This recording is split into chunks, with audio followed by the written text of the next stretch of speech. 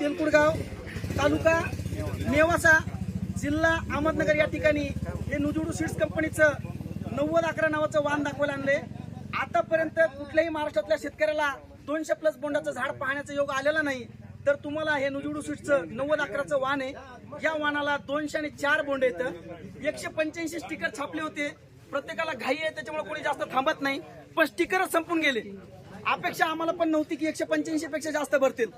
185च्या वर किती आहेत, ज्याला स्टिकर नाही तेवढेच बोंड आपण मोजणार आहेत।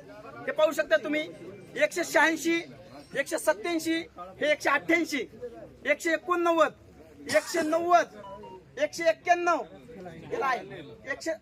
190, 191, 192, 193, 194, 195, 196, 197, 198, 199 आणि हे 200, 201, 202, 203 आणि हे 204, 204 बोंड असून सुद्धा झाड उभे।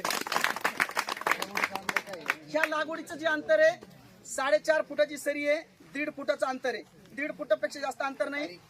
तारीख जी आहे ती 1 जून 2023 या तारखेला हे आशा वाहन लागवड केलेले आहे।